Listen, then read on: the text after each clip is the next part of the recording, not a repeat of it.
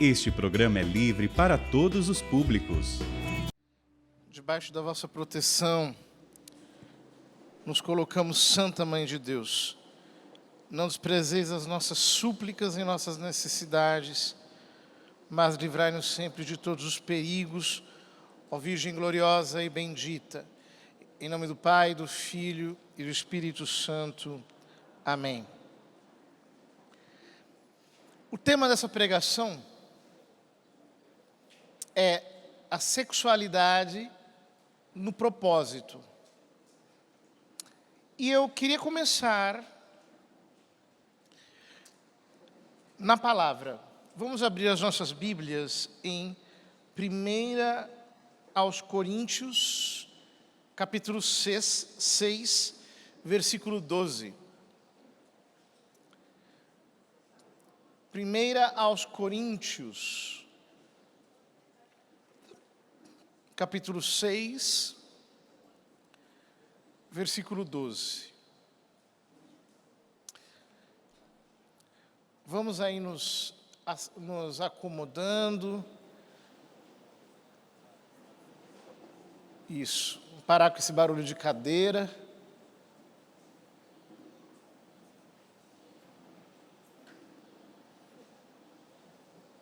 Vamos focar a nossa atenção na palavra. 1 Coríntios 6, versículo 12.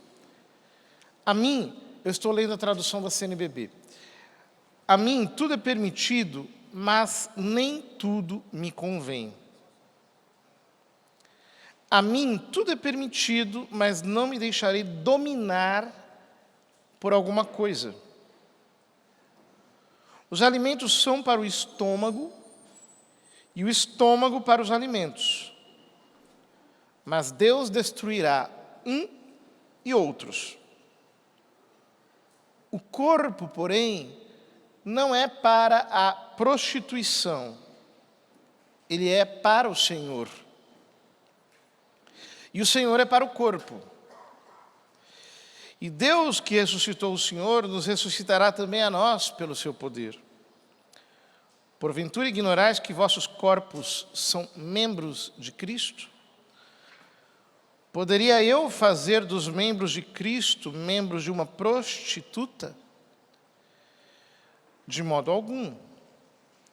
Não sabeis que aquele que se une a uma prostituta torna-se com ela um só corpo? Pois está dito, os dois serão uma só carne? Mas quem adere ao Senhor, torna-se com ele um só espírito.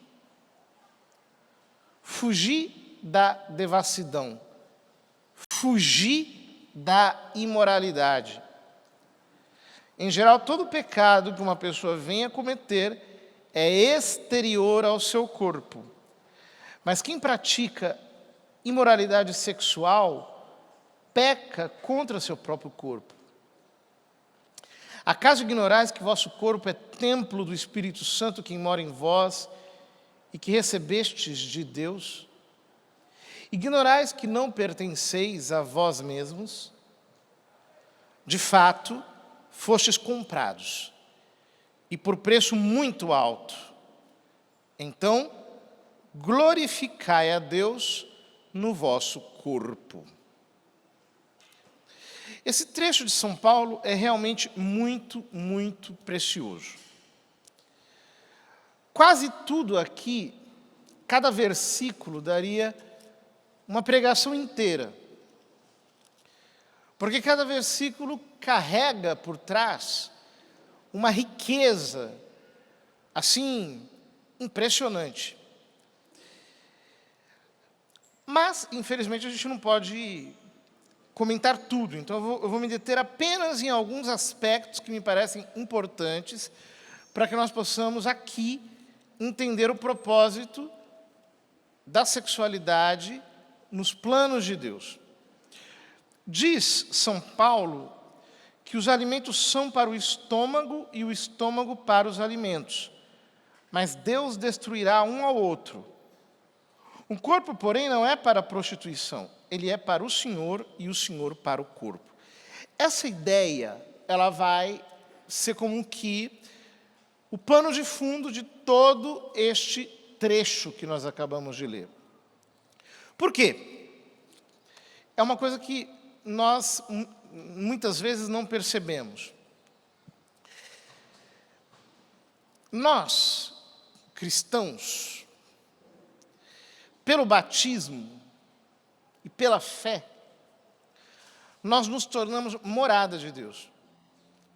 Nós nos tornamos templo de Deus. No dia em que você foi batizado, o sacerdote pegou o óleo dos catecúmenos e ungiu o seu peito. O que significa isso? Significa que você foi consagrado a Deus. Significa que o seu corpo foi consagrado para o culto divino. Assim como nós consagramos um altar quando nós o ungimos, e aquele altar dedicado se torna um altar reservado exclusivamente para o culto. Assim como antigamente nós tomávamos o óleo e ungíamos o cálice, e desse modo nós consagrávamos o cálice para Deus, assim como, por exemplo, numa ordenação sacerdotal, hoje o sacerdote é ungido com o óleo do crisma na mão, mas antigamente era o óleo dos catecúmenos, era o óleo do batismo. Quando você foi batizado, você foi consagrado.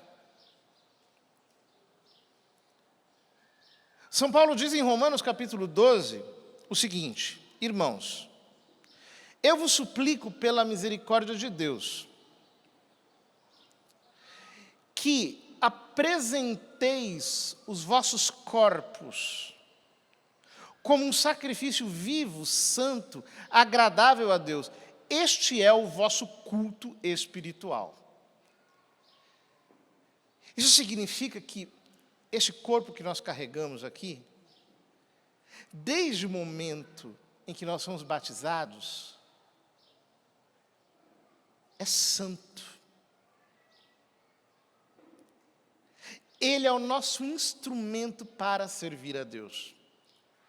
É com este corpo que eu oro, é com este corpo que eu me prostro no chão, é com este corpo que eu levanto as minhas mãos para adorar o Senhor, é com este corpo que eu jejuo, que eu me privo de alguma coisa que me agrada, justamente porque eu quero mostrar que o Senhor é mais importante e eu não quero me deixar dominar por nada.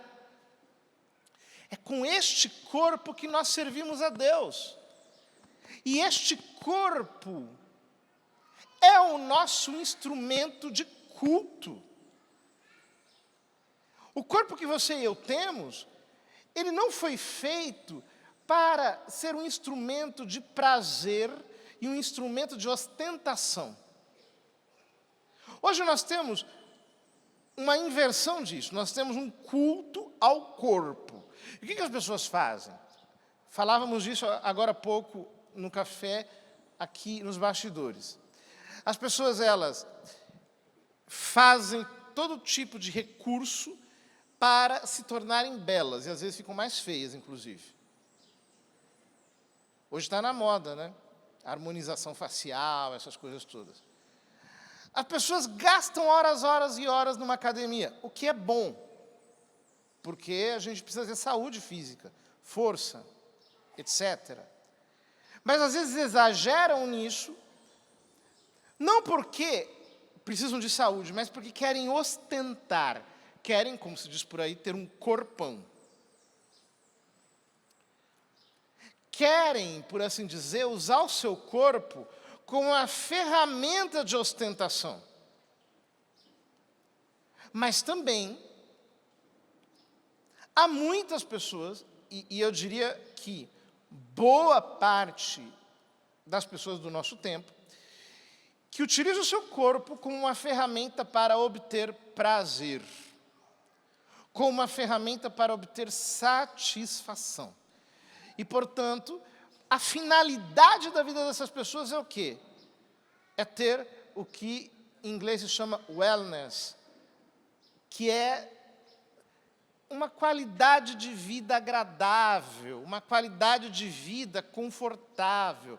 Então todo mundo quer o tempo todo comer do bom e do melhor, do modo mais glamourizado possível, quer ter o conforto mais especial que se possa ter, quer vestir, calçar algo que vai lhe trazer satisfação, que vai lhe trazer agrado, querem afago, querem todo tipo de sensação boa. E dentre todas as sensações boas, a sensação sexual é a maior de todas, do ponto de vista físico. E Deus fez isso assim. Por quê? Porque se não existisse um intenso prazer sexual, a humanidade não se propagaria. Nós vemos isso claramente no livro do Gênesis, quando Deus manda que o homem e a mulher se multipliquem. Por que o homem e a mulher precisam se multiplicar? Porque eles são continuadores da obra da criação. E exatamente por isso, Deus colocou um impulso, que é o impulso sexual, que é o mais intenso de todos os impulsos. Ora, se não existisse o impulso sexual, o prazer sexual, ninguém praticaria o ato conjugal. Porque, inclusive, até digo a vocês, mesmo com esse prazer intenso, tem muita gente que não pratica, mesmo estando casado. Dá preguiça, dá trabalho, exige uma logística, exige um tipo de organização. Não é tão simples assim como as pessoas acham. Quando você é jovem, quando você é novinho, você entende que aquilo é a melhor coisa do mundo. Aí quando você faz 40 anos, você já não dá tanta importância para isso daí. Porque você percebe que isso demanda um certo esforço. E às vezes é melhor dormir. Portanto, se não existisse esse prazer, a humanidade não se propagaria. Mas o prazer existe em função da reprodução. Do mesmo jeito que o prazer gastronômico existe para que a gente coma, porque se a gente não comer, a gente vai morrer.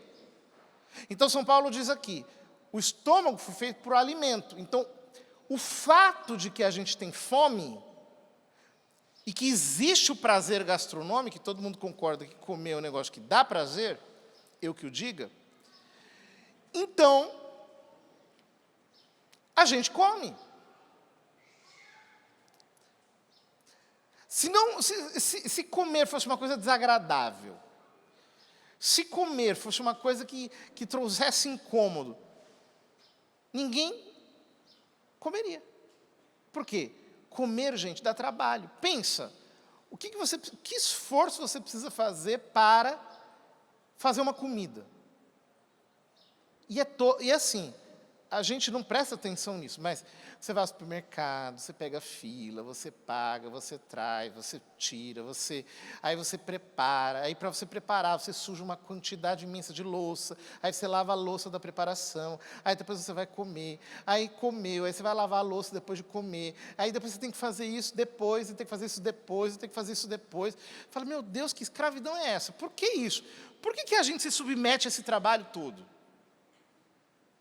A gente se submete a esse trabalho todo porque a gente precisa viver. E o prazer gastronômico existe em função disso. Então, esses dois prazeres, o prazer gastronômico e o prazer sexual, eles existem. Por quê? O prazer gastronômico é para a manutenção da minha vida pessoal. E o prazer sexual é para a manutenção da vida da espécie. Porque se não houvesse o prazer sexual, homem e mulher não se acoplariam, não copulariam e a humanidade iria acabar. Então Deus, que é sábio, criou esses prazeres como um meio para que o ser humano possa subsistir individualmente e subsistir enquanto espécie. Só que, e aqui eu queria simplesmente dar um princípio rápido, mas que ele é muito profundo. Se nós não entendemos isso, nós não entendemos nada sobre sexualidade. Porque o sexo não é uma espécie de experiência lúdica, de brincadeira, em que eu vou simplesmente obter um pouco de prazer. O sexo não é isso. Eu preciso entender que a finalidade do ato sexual é a procriação, e justamente porque a finalidade do ato sexual é a procriação, como os filhos têm direito de ser educados pelos seus pais, o ato sexual só é lícito dentro do matrimônio. Ponto final. Esta é a pedra fundamental de toda a moral sexual cristã. Vou até repetir. Como a finalidade do ato conjugal é a procriação, e, portanto, você não pode excluir essa finalidade do ato sexual, por isso que a contracepção e essas coisas todas são reprovadas pela igreja. Como a finalidade do ato conjugal é a procriação, e os filhos têm direito de ser educados pelos pais, o ato conjugal, o ato sexual, só é lícito dentro do matrimônio. Fora disso, todo ato sexual ou todo tipo de forma de obtenção do prazer sexual é ilícita, não é correta. Um cristão não pode buscar isso. Vejam, a maior parte das pessoas não entende os princípios que estão por trás das normas morais. Por quê? Você é jovem, tem bastante jovem aqui, e muitos jovens se perguntam, por que isso é pecado? Eu não estou fazendo mal a ninguém, eu não estou prejudicando ninguém, por que isso é pecado? Parece que Deus, na cabeça dessas pessoas, teria criado alguns mandamentos com a finalidade de nos torturar. Então, ele disse, olha, isso aqui não pode. Eu já vi até alguém falar assim, tudo que é bom e gostoso é pecado ou engorda. Dando a impressão de que Deus instituiu, por assim dizer, um pecado, no caso, o pecado contra a castidade,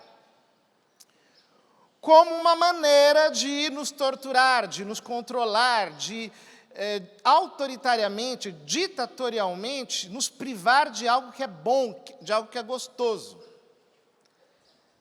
Só que a nossa vida, meus irmãos, a nossa vida humana, ela tem que ter sentido.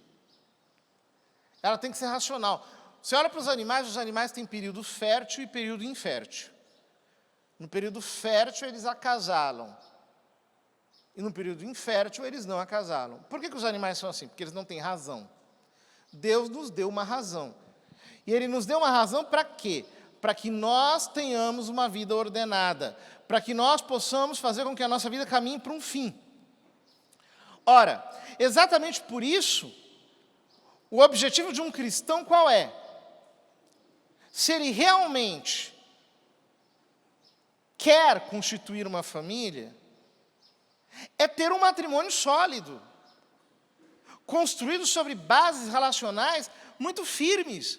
O objetivo do cristão não é simplesmente ficar curtindo aqui, ter um prazerzinho aqui, ter uma satisfação ali, ter um afeto aqui, ter algum tipo de compensação emocional ali, entrando num caminho contínuo de defraudação e também de desvalorização de si mesmo. Não. Um cristão, ele tem que fazer uma escolha. Para nós existem dois caminhos. Ou o caminho do celibato, em que eu vou me dedicar inteiramente a Deus, ou o caminho do matrimônio, em que eu vou me dedicar inteiramente a Deus com outra pessoa, com a minha esposa, com o meu cônjuge. Na igreja, não existe propriamente um solteiro. Solteiro significa solto. Ninguém está solto. Ou você é chamado por Deus a uma entrega total a Ele, ou você é chamado por Deus a uma outra entrega total a Ele com alguém, ao lado de alguém. E tudo isso para quê? Para a glória dele. Porque a finalidade da nossa existência é dar glória ao Senhor. Nós somos seres cuja existência deve ser um contínuo culto a Ele. É aqui que nós entendemos a função da castidade. Por quê? Se eu não entendo a castidade como um benefício, eu vou entendê-la somente como uma privação. E é assim que a maior parte das pessoas entende. Elas acham o seguinte: eu tenho que viver a castidade para quê? Não, me seguro porque Deus proibiu, é pecado, então não pode. Aí a pessoa vai. Aguenta.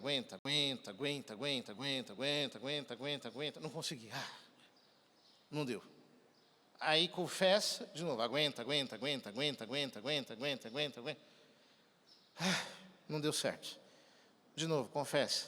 E aí vai. Por quê? Porque a pessoa entende a castidade apenas num sentido negativo.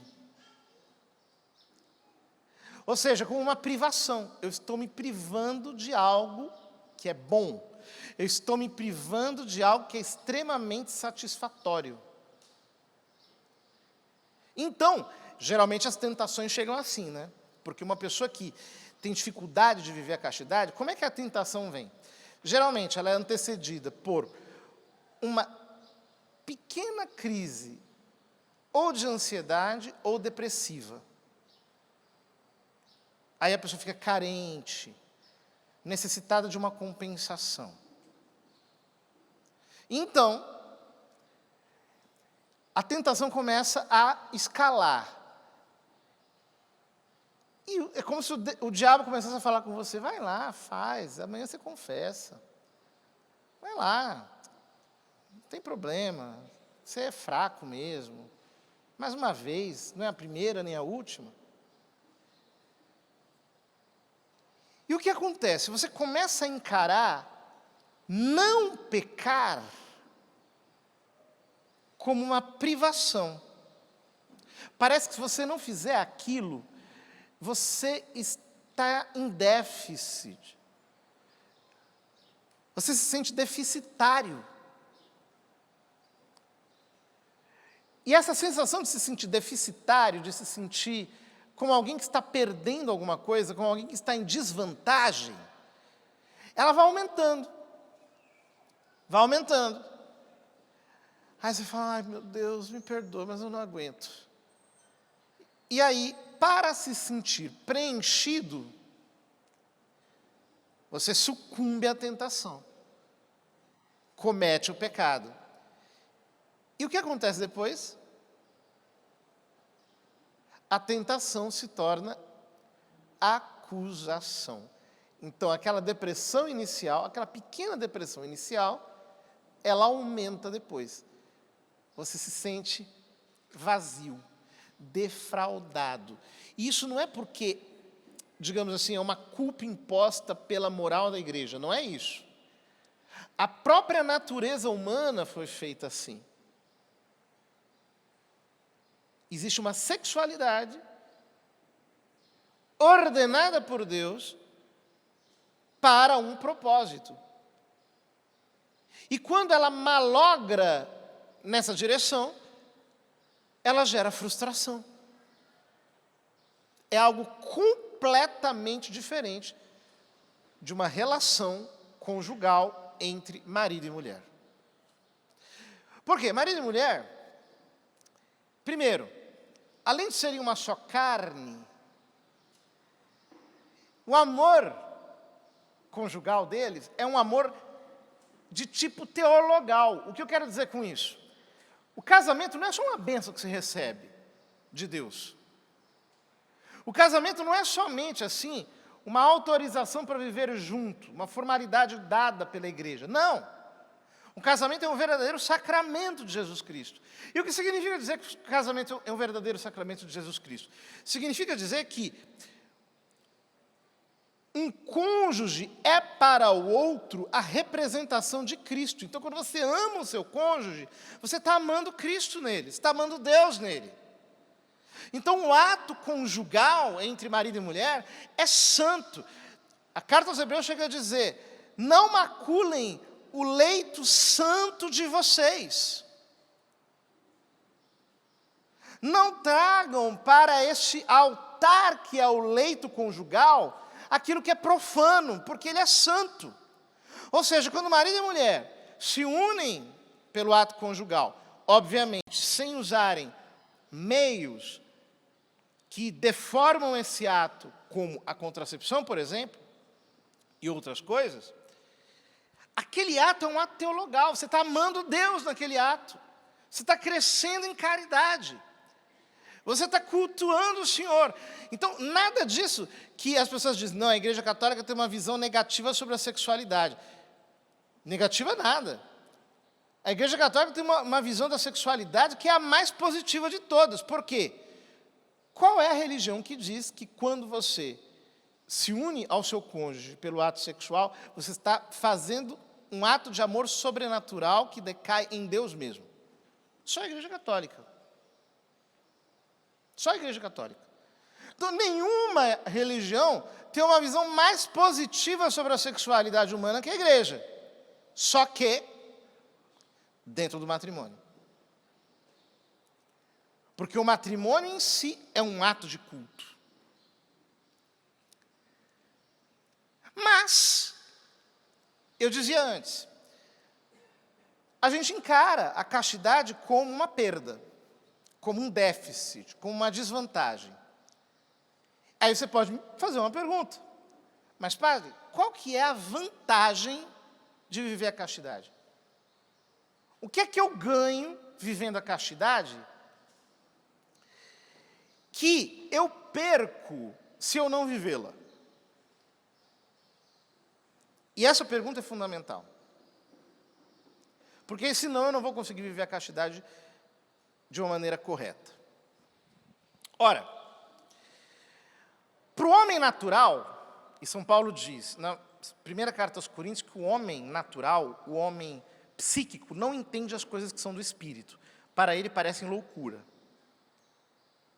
Mas o homem espiritual julga todas as coisas, não é julgado por ninguém, e conclui ele, nós temos a mente de Cristo. O que ele está querendo dizer?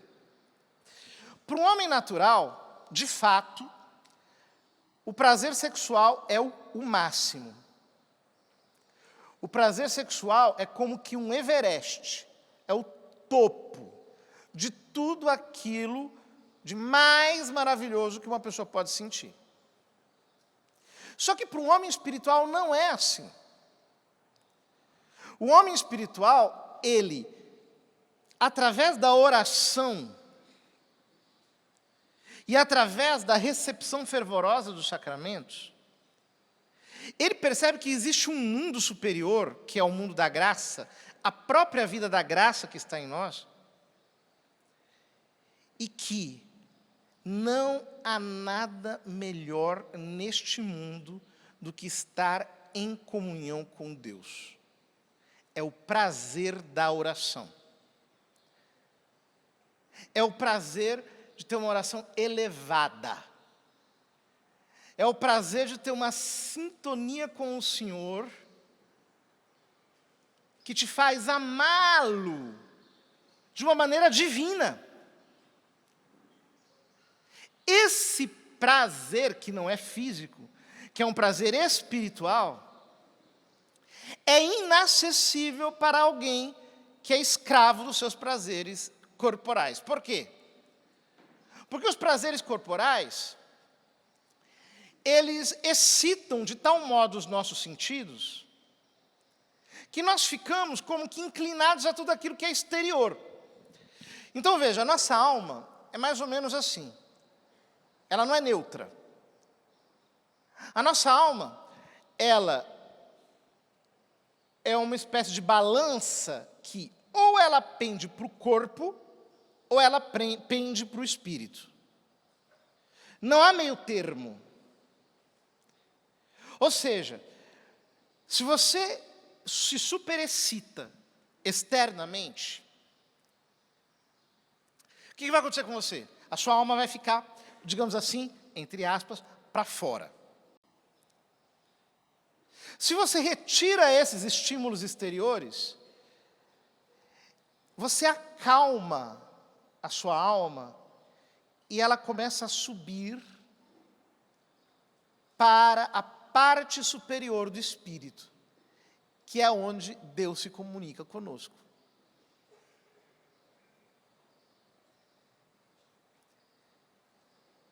Então vejam, o que acontece com uma pessoa que é muito reincidente em pecados contra a castidade? Ela não consegue provar o que é de melhor em Deus. Não consegue. Ela sempre vai rezar como quem está falando com alguém do lado de fora. Tipo assim, Deus está ali, eu estou aqui e eu vou falando assim, meio sem saber se Ele me escuta. A graça não vai entrar na alma dela e vai florescer. A graça sempre vai morrer. Lembram da parábola do semeador? Que diz que parte da semente caiu no meio do caminho, aí vem as aves e levam embora, e Jesus explica que as aves são os demônios. E que outra parte cai em cima das pedras, e elas germinam um pouquinho, mas morrem por causa do sol. E a outra parte cai no meio dos espinhos. As pessoas que não praticam a castidade, elas não chegam a desenvolver a vida da graça de maneira profunda. Então, elas não conseguem rezar direito. Elas rezam, mas elas rezam de uma maneira muito externa, muito superficial.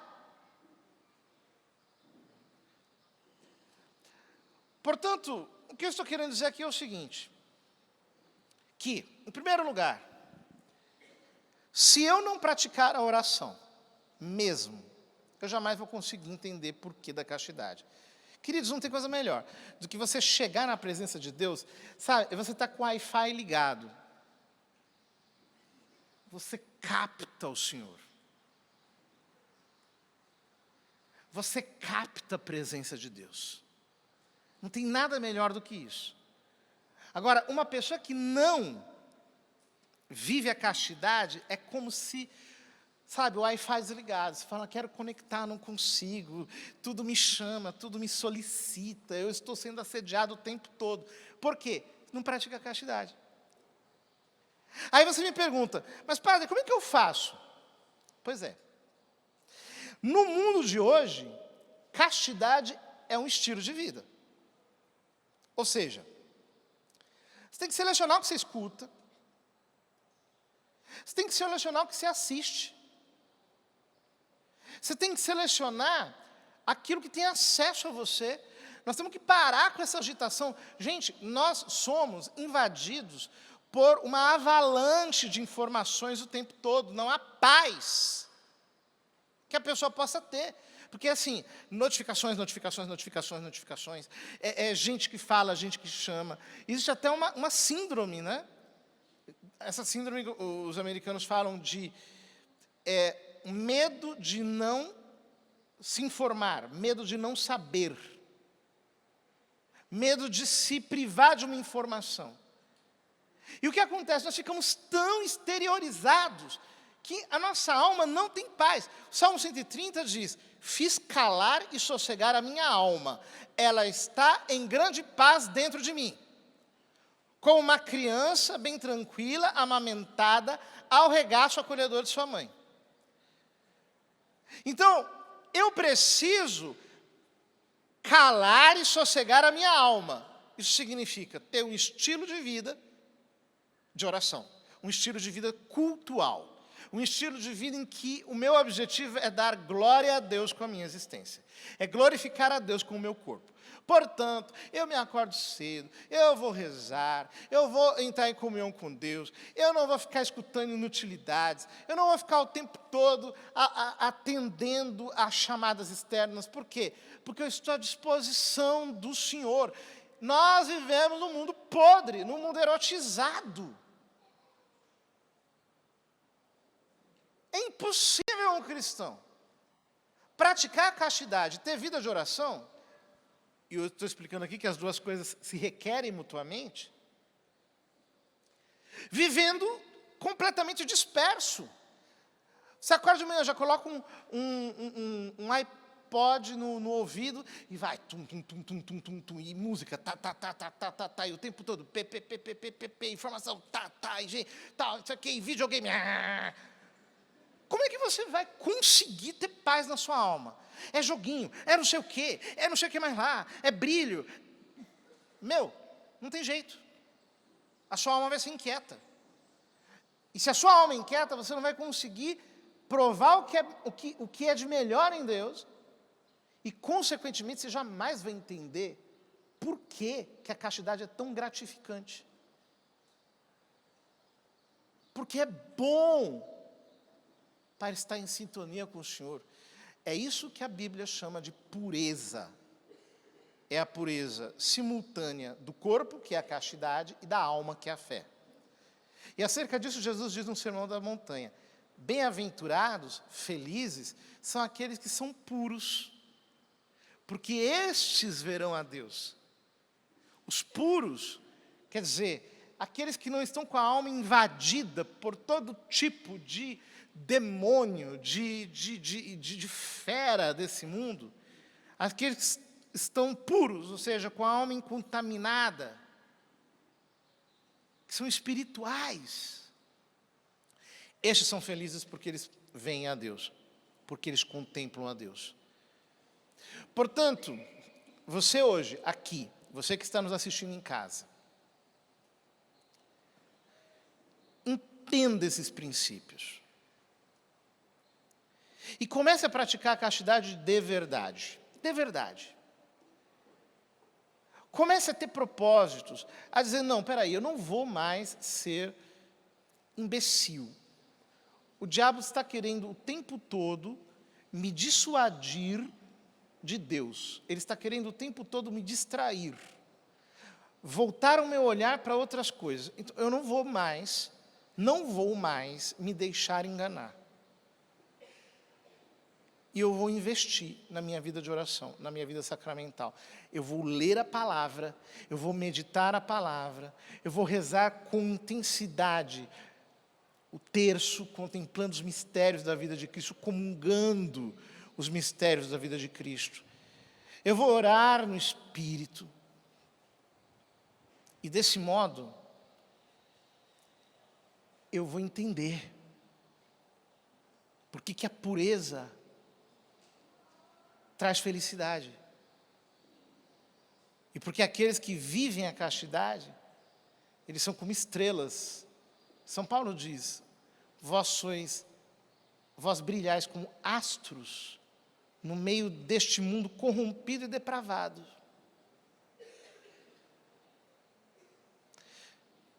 Vamos ficar em pé e vamos orar?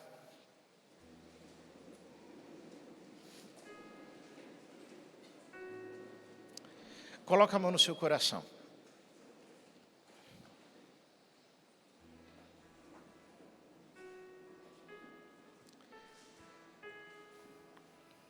Pai, todos nós somos fracos.